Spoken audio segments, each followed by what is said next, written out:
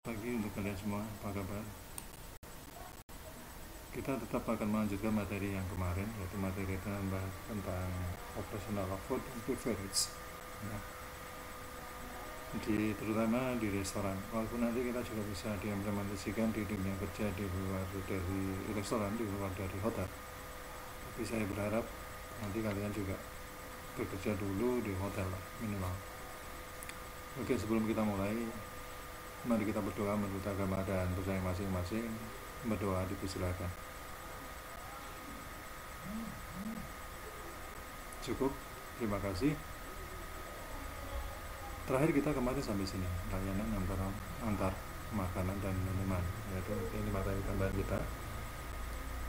Basicnya ini bisa dikatakan untuk drive-thru, atau kalau di hotel bisa istilahnya take away, atau mungkin kalau di McD yang restoran cepat saji itu drive-thru.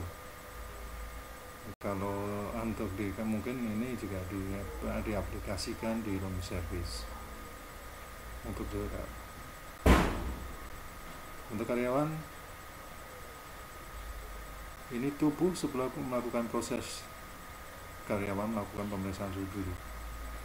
Jadi food handler seperti kita, waiter waitress, itu sebelum kita berangkat pasti akan di scanning dulu atau di termogan, dicek suhu tubuhnya. Jangan lupa di atas 37,3 itu pasti kita akan disuruh istirahat dulu. Atau mungkin nanti kalau istilahnya ya, kalau ada pemeriksaan tensi itu, kalau kita masih di atas 140 ya, itu mesti kita akan disuruh istirahat dulu. Jadi kalau tensi 140 disuruh istirahat kok nggak ada turun, berarti kalian disuruh istirahat di rumah dulu. Tapi itu opsional ya, maksudnya opsional itu tidak serta-merta semua perusahaan menerapkan itu. Tapi kalau kalian nanti bekerja dalam bidang sama pemerintahan akan seperti itu. Yang kedua, karyawan mencuci tangan dengan sabun menggunakan hand sanitizer sebelum dan setelah menerima pesanan, serta sebelum dan sesudah menyerahkan pesanan. Tapi mohon diingat teman-teman, untuk hand sanitizer yang mengandung alkohol, usahakan untuk tidak menyentuh api, ya. Karena untuk istilahnya untuk alkohol yang alkohol yang untuk hand sanitizer ini, kalau kita nyalakan dikorek, dia tidak kelihatan. Tapi kalau dia seperti warnanya alkohol biru, jadi kayak alkohol minuman. Kalau minuman kalian lihat pernah suatu ketika, kalau kalian misalnya kalau malam kalian buat minuman kayak B52 atau istilahnya yang di atasnya ada flambe, itu cuma kelihatan kalau malam saja karena alkoholnya warnanya biru, ya. Kemarin mungkin kalian ada sebagian kalian yang sudah melihat dari grup WA atau share dari WA, itu coba lihat, coba kalian istilahnya hand sanitizer ini kalian masukkan ke dalam piring sedikit saja, ya, dalam piring sedikit, terus kalian bakar. Tidak kelihatan kebakar, tapi ketika kalian ambil tisu yang kering terus kalian tempelkan di atas, itu baru kelihatan kebakar. Jadi untuk hand sanitizer ini jangan mendekati istilahnya barang-barang yang mengandung api.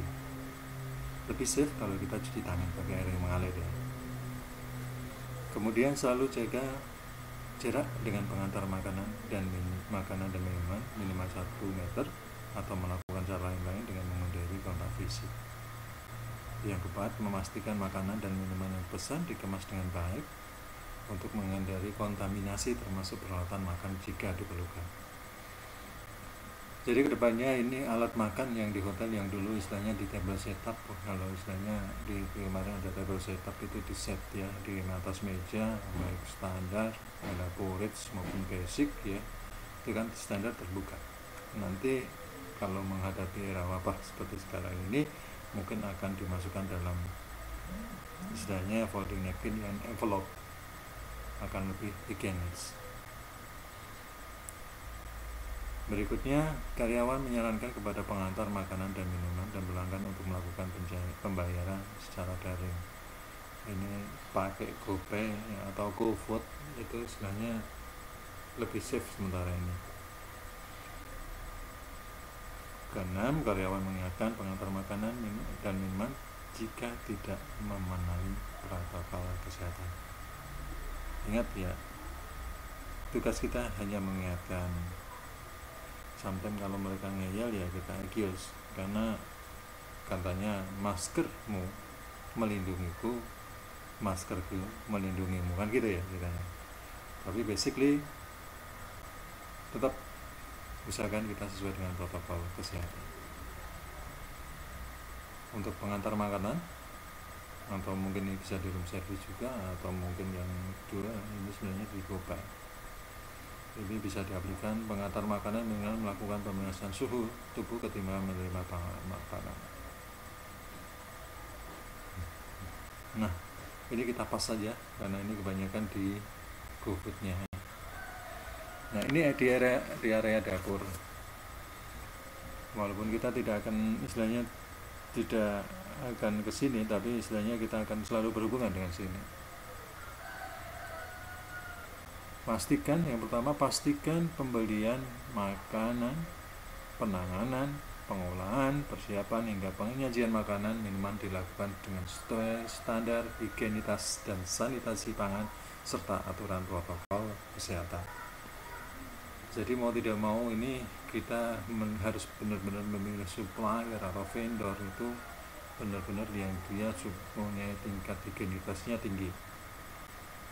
Yang kedua, perhatikan standar kebersihan dan keamanan ketika menerima bahan makanan dan minuman dari pihak pemasok.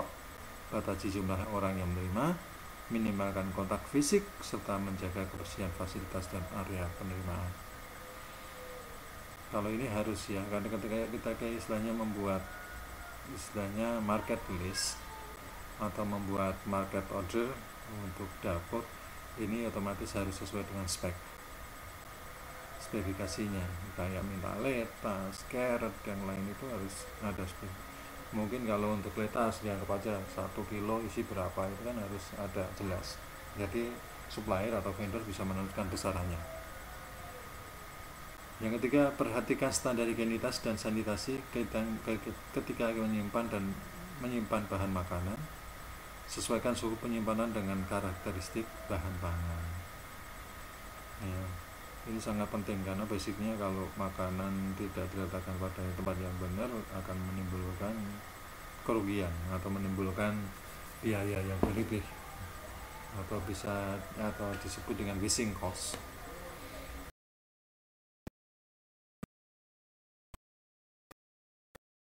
Kita pelajari kalau sayur yaitu suhu berapa, kalau minuman alkohol di suhu berapa, kalau minuman bir di suhu berapa. Kita pelajari pelan-pelan biar kalian juga akan tahu di mana harus menyimpan. Yang keempat, membawa makanan dengan dari dapur ke tempat penyimpanan makanan, menu atau minum ke area pelayanan makanan dan minuman dengan menggunakan penutup yang aman. Ini sudah ada di hotel biasanya untuk food cover itu selalu disediakan. Jadi kalian harus memenuhi protokol ini, harus adanya food cover ya. Berikutnya, ruang dapur bebas dari vektor dan binatang pembawa penyakit, pest control. Ini suatu kewajiban yang harus dilakukan. Keenam, ruang dapur memiliki sirkulasi udara yang baik. Yang ketujuh, sediakan sarana cuci tangan pakai sabun. CTPS, cuci tangan pakai sabun atau hand sanitizer, tapi yang tidak mengandung alkohol. Kemudian area kerja dibersihkan dengan disinfektan, cairan pembersih lain yang aman sesuai sebelum digunakan pada saat kondisi dapur kotor dan pasar operasional selesai. Di sini kalau dulu biasanya dibersihkan dapur itu ada dapur yang dibersihkan oleh housekeeping, ada dapur yang dibersihkan oleh steward. Nah, kalau sama Steward ini dia lebih mudah, maksudnya lebih mudah mengontrolnya, karena biasanya Steward ini jadi satu area dengan dapur. Jadi ketika dia kotor, ketika dia wet, otomatis ini jadi tanggung jawab dari seorang steward. Peralatan dan perlengkapan memasak dibersihkan, disimpan sesuai dengan standar higienitas dan sanitasi yang tinggi. Yang ke-10, tempat sampah dalam keadaan tertutup dan sampah di dalamnya dibuang begitu penuh. Jadi tidak menunggu lama, tapi kadang-kadang kalau memang dalam sehari kok tidak penuh-penuh, ya sudah, minimal shift berikutnya atau shift sore itu membersihkan tempat sampah, karena tempat sampah yang ada di kitchen ini banyak bahan-bahan organik ya, jadi banyak cepat busuknya. 11. Meminimkan penggunaan peralatan dan perlengkapan secara bersamaan dan laksanakan prosedur sanitasi apabila akan digunakan atau penjamah pangan yang berbeda. Di sini jelas dikatakan kita tidak boleh menggunakan satu wajan untuk bersama-sama. Jadi saling tukar menukar, sebelum ditukar harus ada overhandle dulu. Kemudian batasi jumlah karyawan yang penjamah makanan atau lakukan pengaturan jarak yang aman minimal 1 meter. Berikutnya, perhatikan prosedur mencicipi makanan dilaksanakan sesuai standar higienitas yang tinggi. Oke teman-teman, kuliah tambahan kita sampai di sini dulu. Besok kita sambung lagi karena kita sudah mendekati akhir semester. Saya berharap banyak sama kalian untuk selalu berkarya, belajar, usahakan sehat selalu insyaallah, jaga diri, hormati orang tua. Oke, terima kasih. Sebelum kita akhiri, mari kita berdoa menurut agama dan percaya masing-masing. Berdoa kita silakan. Cukup, terima kasih teman-teman. Nanti kalau sekiranya ada pertanyaan, silahkan kayak biasanya di komen kita di IMS-nya ya, atau di Google Classroom di BKP-nya. Terima kasih. Assalamualaikum warahmatullahi wabarakatuh.